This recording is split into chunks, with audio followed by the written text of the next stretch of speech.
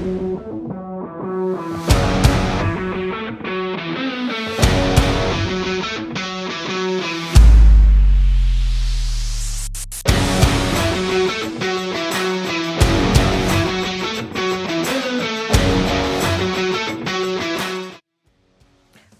back to the AC Pulse, the show where we name names, drag systems, and tell the truth artists aren't supposed to say out loud.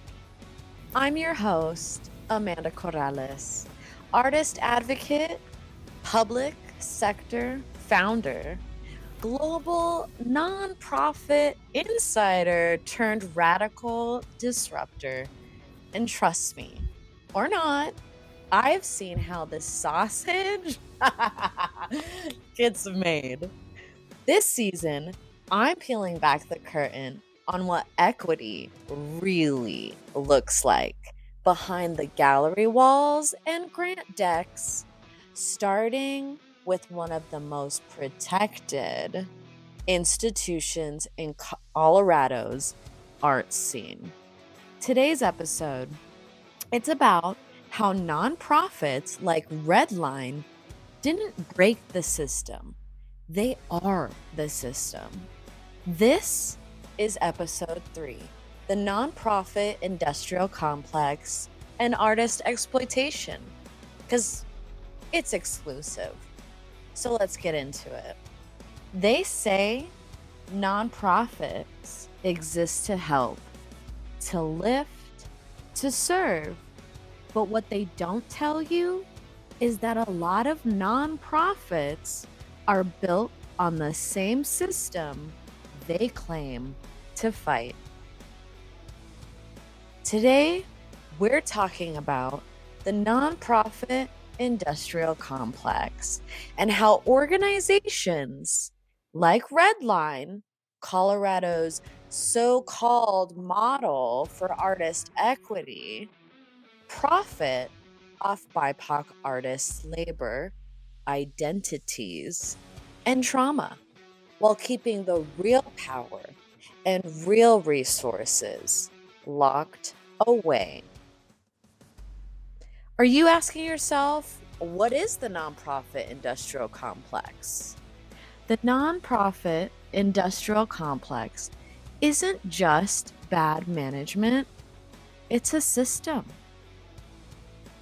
It's when nonprofits take public or philanthropic money meant for community empowerment, use marginalized communities' stories and identities to secure that funding, then funnel the majority of the money into administrative salaries, branding campaigns, and institutional prestige.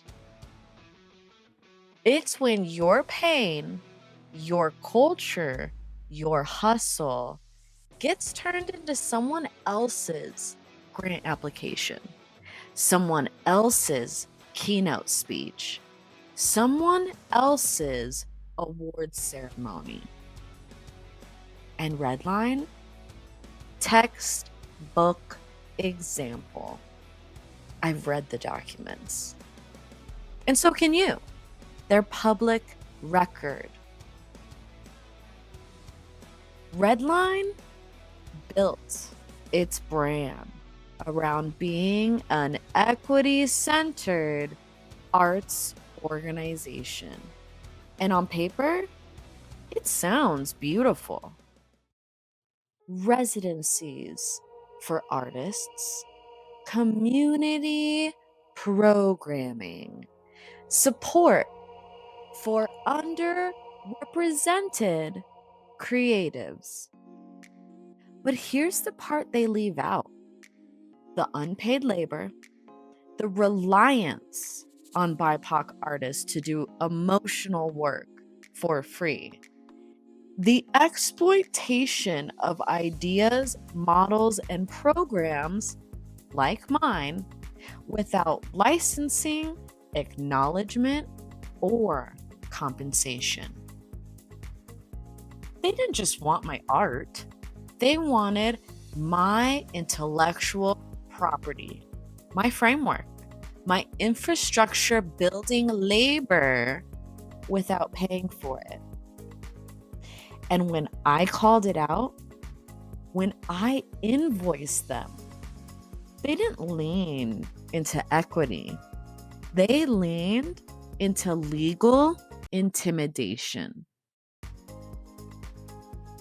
Are you kind of wondering how BIPOC labor gets used up?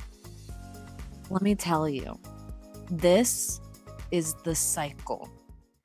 Bring in BIPOC artists, use their work to check grant boxes, use their names to appear inclusive, extract their labor for programming, and then ghost them when they demand respect, payment, or leadership. That's if they're willing to even ask for it in the first place. It's not about building sustainable communities. It's about building sustainable nonprofits at the cost of the very communities they claim to serve. And now for our commercial break. Welcome to Grantlandia, trademark, the magical land where your trauma becomes our treasure. Here at Grantlandia, trademark, we take your lived experience, your unpaid labor, and your most intimate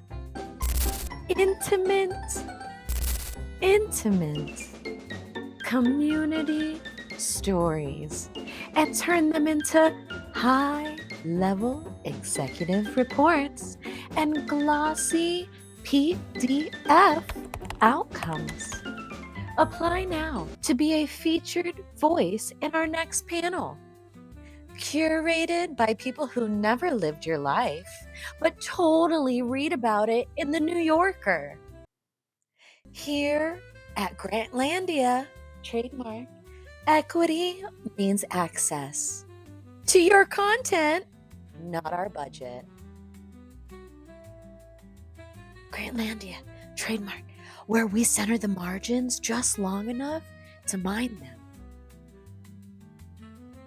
Grantlandia, trademark, where we center the margins just long enough to mine them. Now, back to our regular program.